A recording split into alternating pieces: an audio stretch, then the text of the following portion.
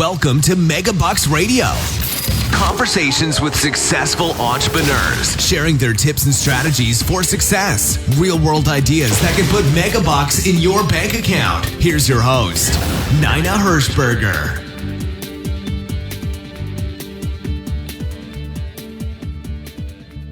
Welcome to today's show. This is your host, Nina Hershberger. And with me on today's show is Dean Hankey.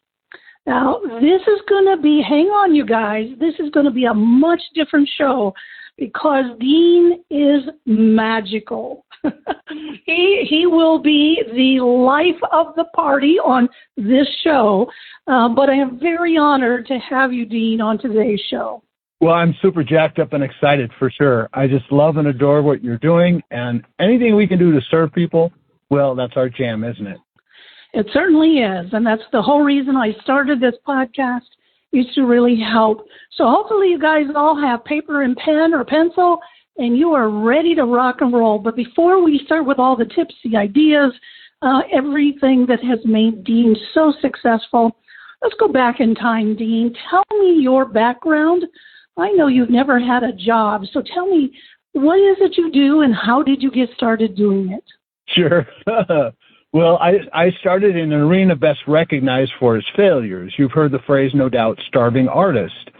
I grew up as a magician and as a performer and presenter. And the idea that we have sailed such a significant level that we have our own category of failure called starving artist. You've heard that. So there's a terrible joke. I'm not a big fan of the joke, but I will tell you anyway. What's the difference between a performer and a pizza? A pizza can feed a family of 4. A performer cannot, I assume. Typically speaking, that's why they're called starving artists. So it's a sad joke, but it seems to be the state of affairs. All us creative artisans have a heart for creativity, but fail spectacularly in the arena of our business. And I just had a passion for business.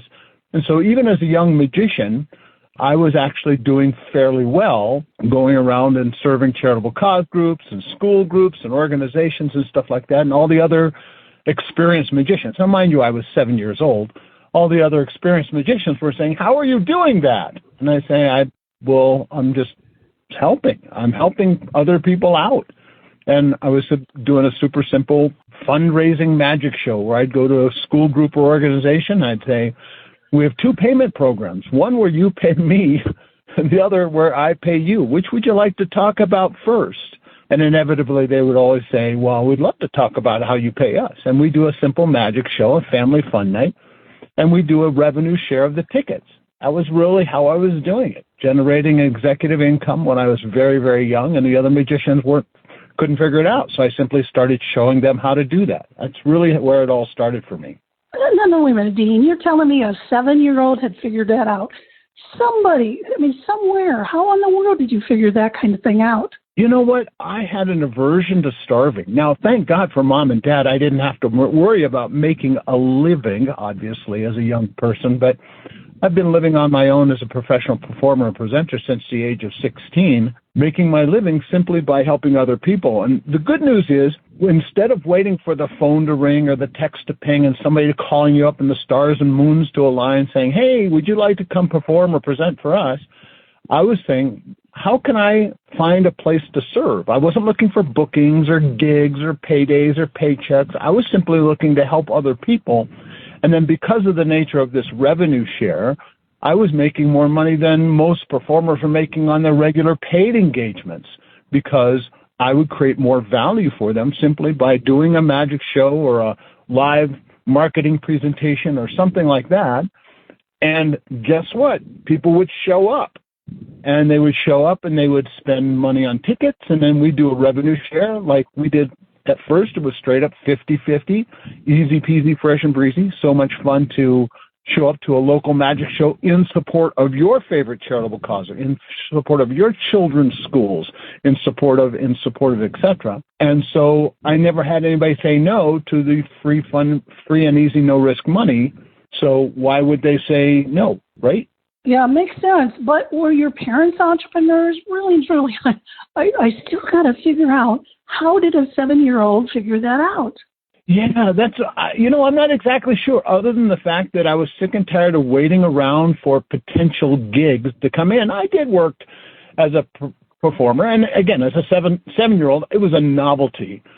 I lived in the Silicon Valley, Northern California, so I was working with companies and organizations like HP and Apple and Amdahl and all the tech companies of the day, but those were few and far between, and I knew that there was an opportunity. I'm not exactly sure. I wish I could data track the methodology, how I figured it out. I just said, well, let's just do a show at your school. You've got a multi-purpose room. You've got a student body. You've got, and I just said, let's do a fundraiser. And I did my first one, and it was relatively successful for a 7-year-old, and it was just kept going from there. Yeah, it's probably amazing to have a 7-year-old do it anyway. That would have been novelty. Okay, so fast forward, you stayed in the magic world. You stayed in the, on the stage. I think you've done a lot of stage kind of things, haven't you? A lot of stage things, and working mostly in large part in industrial entertainment, i.e. theme parks, cruise ships, casinos, trade shows, where in 1 year I would do 10 to 20 shows a day, 365 days in a row without a day off, and then some, for a large theme park in Northern California. It was called back then Marriott's Great America. That was tantamount to well over 4,000 live presentations. So when I say I was able to successfully have 30,000 live plus paid professional event experience outcomes, it's not an exaggeration. Seems like it, but it's not. Over 50,000 hours on stage performing, presenting, serving, supporting, helping people through magic and through marketing and through motivation, all that sort of stuff. So that's how I was able to do those kinds of things. A lot of experiences. Okay, so obviously you're on the stage a lot, but that didn't. I mean, if you're at a theme park doing 10 or 12 a day for 365 days, that's not combined with a charitable cause. Charitable cause groups was things that I would do. I had some contracts, so I did some regular work as a paid performer. The bulk of my work was doing partnering with schools, groups, organizations, faith-based foundations, educational initiatives, charitable cause groups, social and civic club groups and organizations, any affinity group. And my heart, of course, was drawn to creating value for charitable cause groups, whether it was all manner of groups and organizations, and then simply doing a magic show at the time, and or now we do immersive training experiences in the area of small business development and marketing. So we do online and offline trainings. We just go to them and say, hey, if there was a way we could help you generate free and easy, no-risk money for your group and organizations, funds and awareness, would you at least be interested in having a conversation? And the answer is always yes. And then we say, well, here's what we're doing. We're doing live, digital, online, or offline seminars, programs, trainings around small business marketing and development. We would love, absolutely adore, to, at the end of our time together, write you a check. So if we cut you a check, would you cash that check as a charitable cause group? And again, the answer would always be, why not? Sure. And then we partner with them. Just like Judy Garland and Mickey Rooney, we've got a barn, let's do a show. That show happened to be, again, marketing and business development trainings and or magic shows and or hypnosis shows and or game nights and or ice cream socials or any event gathering that could be ticketed, and then we'd split the revenue, and everybody walked away happy, healthy, wealthy, wonderful, and wise. Well, I've got so many questions, going in my mind, but let's start. I'm going to go back. Let's start with, what is it do you teach, both online or online, in the world of marketing to these business owners? Let's start there. One of the things I was able to successfully do is actually I fell in love with marketing. So I teach what I call the multi-million-dollar money-making marketing magic of show business to grow business for rockstar results and sold-out success. That said, the entertainment industry markets differently than any other industry on the planet. It is an industry that boasts, for instance, multi-million-dollar, even billion-dollar launches. You've seen those big mega block marketing outcomes through movie launches and things like that. Live entertainment experiences. Now, of course, I'm doing it on a local level. I'm doing it on my level. We use entertainment as a modality or as a methodology for marketing. We call it CEO, being a CEO of your own business, and that is a chief experience officers. That's the one thing that performers do that most business owners fail to do, and that is create an experience for the people they hope to serve, support, and encourage. So imagine somebody came into your brick and mortar. Instead of just walking in and having to go find somebody to get some help or look for what they're looking for, what if they walked in the front door and there was a red carpet and they were met by the employees with cameras and say, and like almost like a paparazzi. Now, this may or may not be appropriate to every business, but you're kind of getting the show business perspective. Saying, could I have your autograph? Can I get your autograph? And like fawn all over them, almost paparazzi style or fan base style. And then say, hey, how can I help you get results? What are you looking for? How did you happen to be here, et cetera, et cetera, et cetera. And then just simply serve them. Now, that's an extreme example. What a fun way to go into a restaurant or a business and have that business in one way, shape, form, or another, fawn all over you. How different is that than any other retail experience you've ever had as a business leader? Yeah, you're talking about fawning, but it brings to mind the thought, there's a restaurant, Lambert's, where they throw the rolls in the restaurant. They create that experience. Mm-hmm. So that's what you're saying is that you're teaching the CEOs about how to look at their business. Talk about, what about an auto repair place? If that person was in one of your, what would you say to them? Well, absolutely, and it's just the experience. So, in other words, a well-dressed person would come up and greet them literally. One of the things we like to encourage, for instance, for especially brick and mortar, like an auto shop, is that guests should never touch the handle of a door.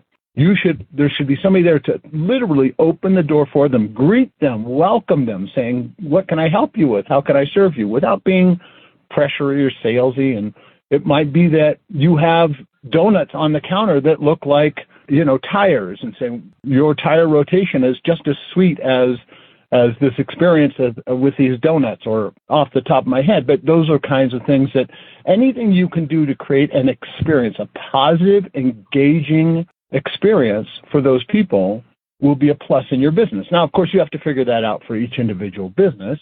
What a nice way to greet people with something of value, something that serves them, something that helps them, something that is engaging to them. Okay, so if we go to an auto repair, you said nobody should touch that door. So they either have to hire somebody who's going to be watching that door to open it all the time, or would you see, if you go into a hotel or anything, there's sliding doors. Would you go either one of those ways? Yeah, you certainly can do that. Again, it's not so much about, is the customer is king and queen.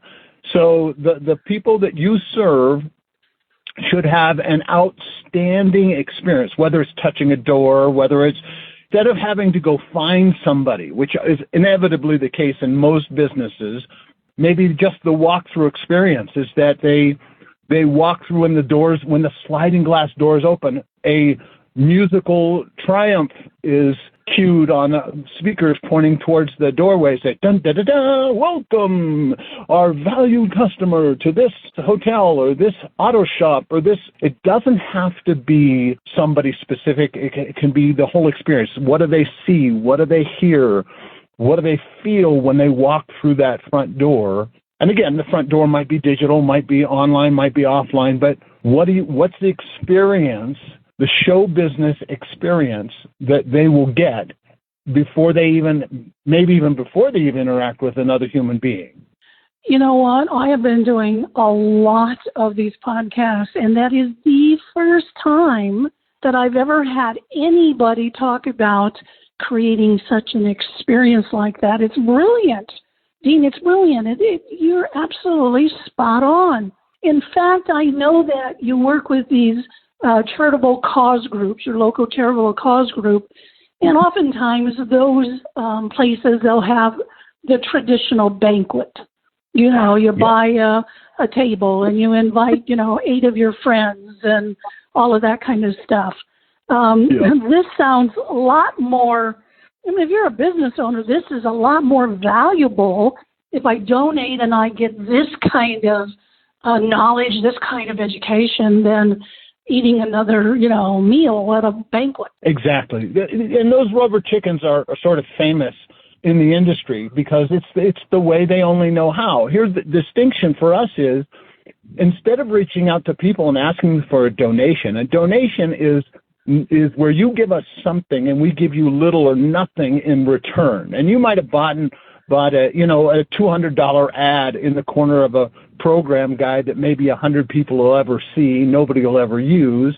What if instead that we go to a charitable cause group and said, instead of you hiring us as a performer or as a presenter, as a training workshop, as a whatever, what if we hire you or partner together, pay you, and we simply reach out to your group and say, hey, we love the same things you love. We love to support these groups and organizations. And we know as a business leader that you value, in this example, training and development for your employees or for your group or because you're a business leader. So instead of saying, come to this event where you spend $300 for rubber chicken and then are also invited to bring your wallet to buy silent auction items and things like that. When was the last time these charitable cause groups or organizations significantly celebrated the people that serve, support, celebrate, and love on them on a regular basis? By that, I mean those donors, those people who cut checks for $1 or $1 million every week, every quarter, every month, every biannual, every annual, whatever. And instead of saying, hey, thank you, come to our $300 meal, what if we said, thank you, come to this live training workshop where we know that you're already going to invest into your business as a professional through development.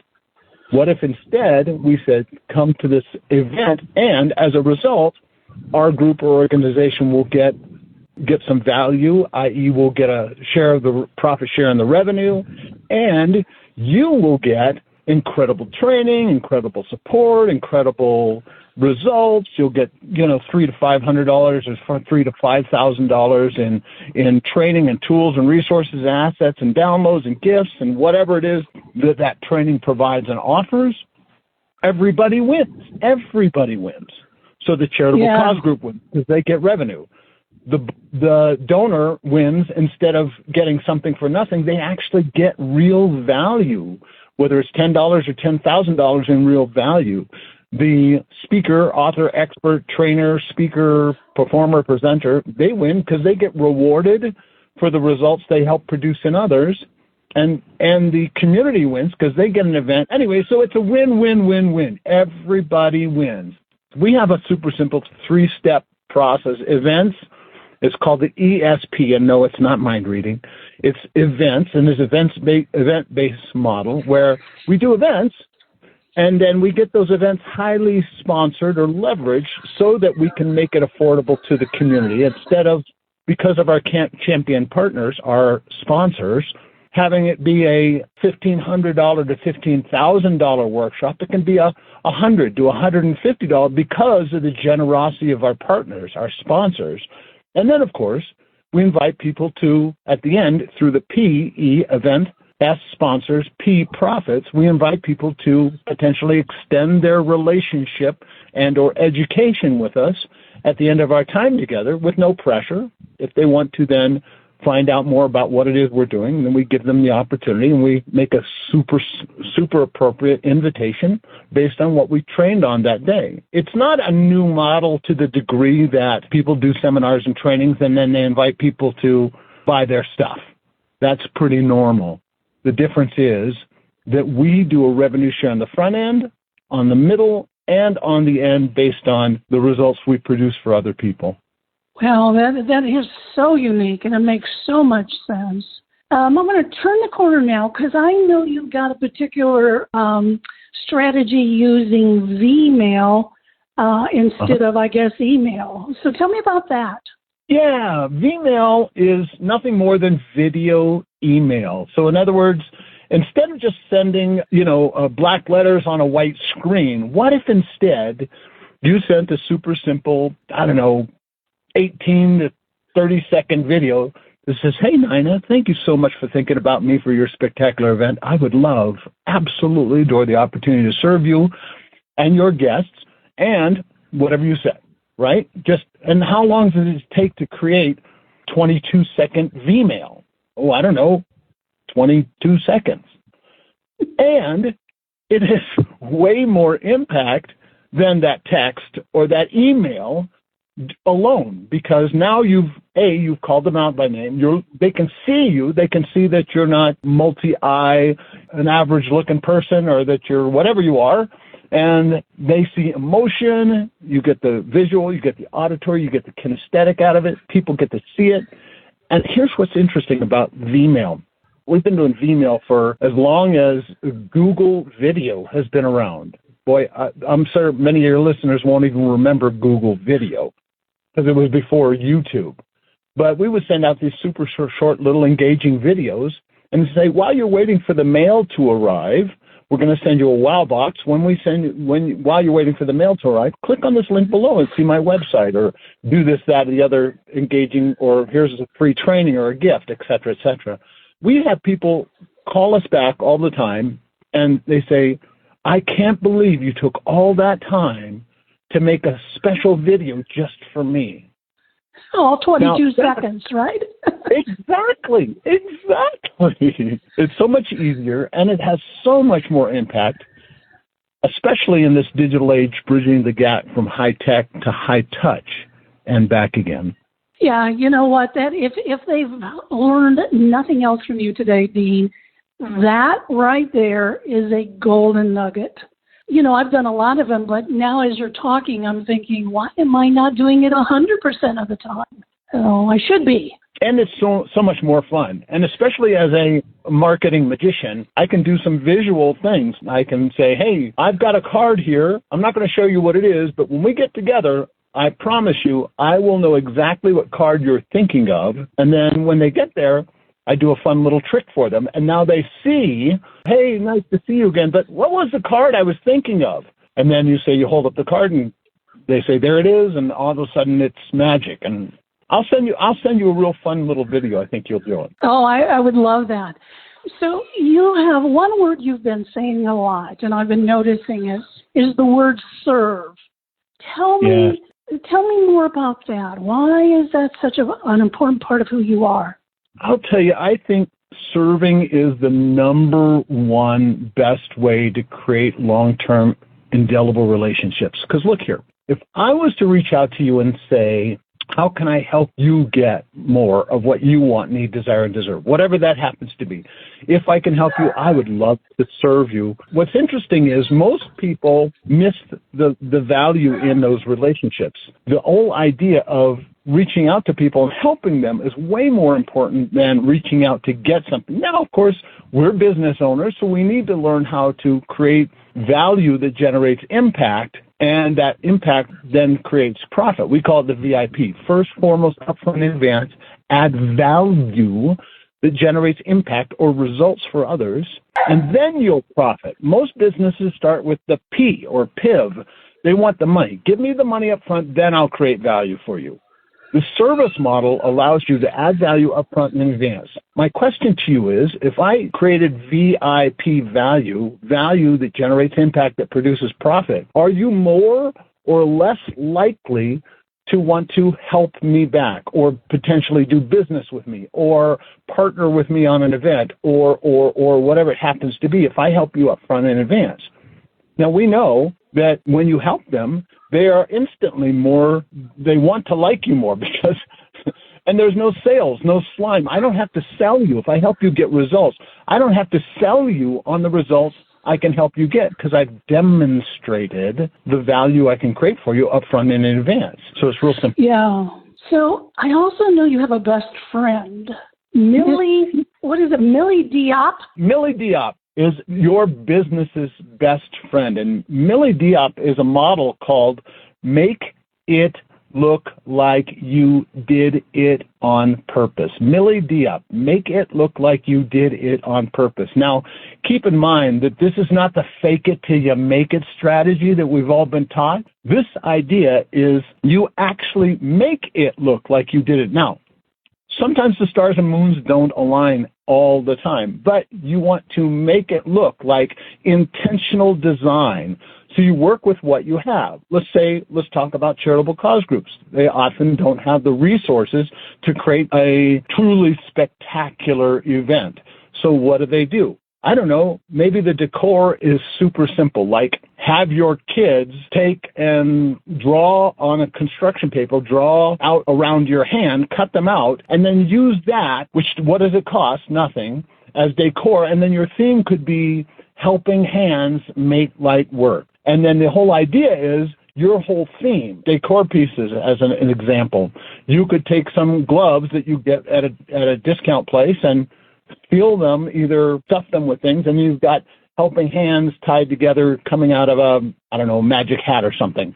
And so this whole theme is as if it were, that was the intention, that was the desired outcome from the beginning, but you were simply working with the resources that you have available. Millie Diop, make it look like you did it on purpose. Again, not fake it till you make it, not pulling the wool over people's eyes, just taking the resources and being intentional and do it like that's the way it's supposed to be, because that's the resources we have. Make it really simple. Millie Diop.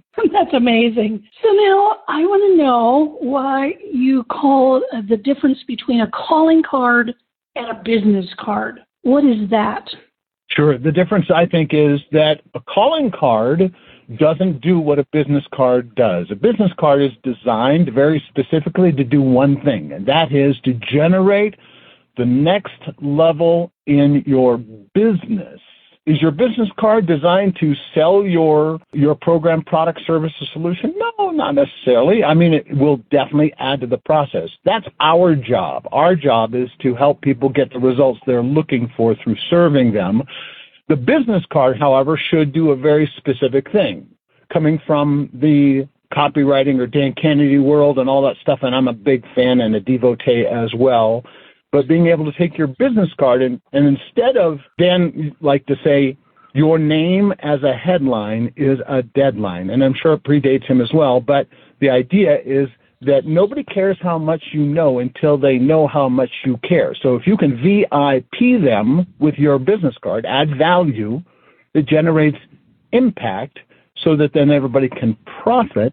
So how would you do that? Well, obviously, instead of saying, hi, this is Dean Hankey Co., my contact information. Instead of that, taking that real estate, saying, free gift reveals, free training, free outcome, free download, free whatever it happens, reveals the 3-step strategy for getting anything you want on command and demand. Outlines that. Super simple. Now, graphic artists find this hideous because it's like, where's the white space? How do we make this look interesting? Here's the thing. Your business is designed to create business, and your business is to get people to raise their hands, self-identify, and say, oh, pick me, pick me, pick me. I'd like to know more. And the only way to do that is to create value that generates impact so everybody profits up front and in advance. So what do? You give away some gifts, give away a download, give away, et cetera, et cetera.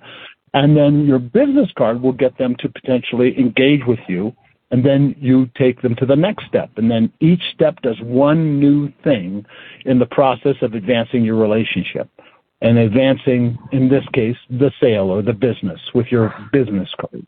Does that help?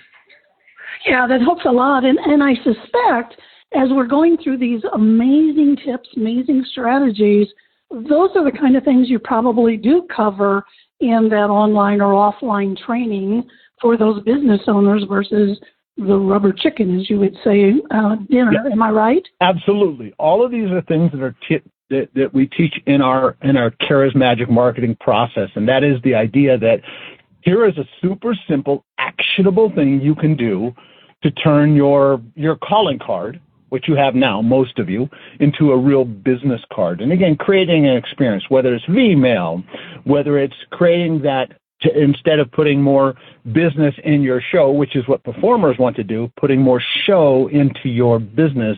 As a business, is creating that sort of CEO, Chief Experience Officer outcome for those that you hope to serve. Here's another super simple strategy, how you can take your average calling card and turn it into a business card.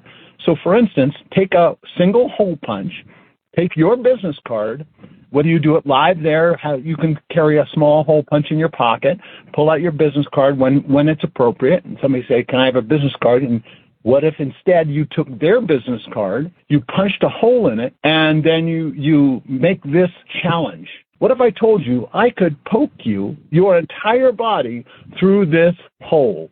What would you say? And they would say, well, no, that's impossible. Obviously can't do it. They'd play with it. They'd look at it. And then you take the tip of your finger or the tip of a pen and you literally stick it through the hole and then you poke them, groan, wah, wah, wah, wah, and all that stuff. But here's the thing. That experience they will remember. Now they pull out that business card, has a hole in it, and they go, oh my gosh, I remember that. And you can say, this is how marketing magic allows us to think differently than traditional marketing. If you want to learn how to reach and touch, as I'm poking them, touch your audience in a way that you will remember for the rest of your life, you want to understand the principles of charismatic marketing and more. That is brilliant. It is brilliant. It is so much more valuable. Again, I'm going back to the rubber chicken. Sitting there eating a meal that none of us need, and listening to some boring, speaker at the top, at the front. So, sign me up. I'd love to be at a workshop like that. Well, Dean, I am looking at the clock, and that clock is never my friend, and we are almost out of time. But I know somebody has listened to this, and they think, I need to know more.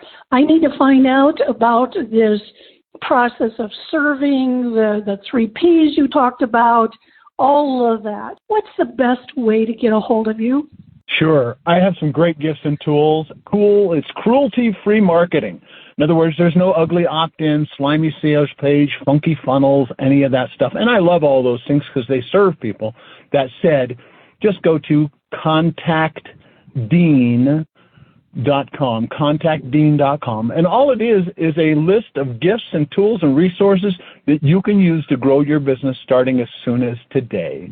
So check that out if you like. And, of course, those will be in the show notes. So contactdean.com. Then just click on the link below, and you'll be off and running to the races with free gifts and tools that will actually help you get some results in your business. Yeah, that is very, very kind of you and very generous. So thank you, Dean, for being on today's show. It is my profound pleasure and honor, as always. Again, I love what you're doing. I love who you are, and I love your heart for others as well. So thank you so much for the opportunity. It's been my honor. Thank you. Now, usually I close the show out by saying, this is Nina Hershberger. Go out and make it a great day. But somehow I think Dean Hankey probably has a more interesting way. So I'm going to let you close out today's show. If all you ever do is help more people get what they want, need, desire, and deserve, add value, generate impact so that everyone profits, go out and make it an awesome and profitable day for you and all those you serve. And with that, we are signing off on this show. Thank you for listening to Megabucks Radio with Nina Hershberger. To learn more about the resources mentioned on today's show or to listen to past episodes, visit megabucksradio.com.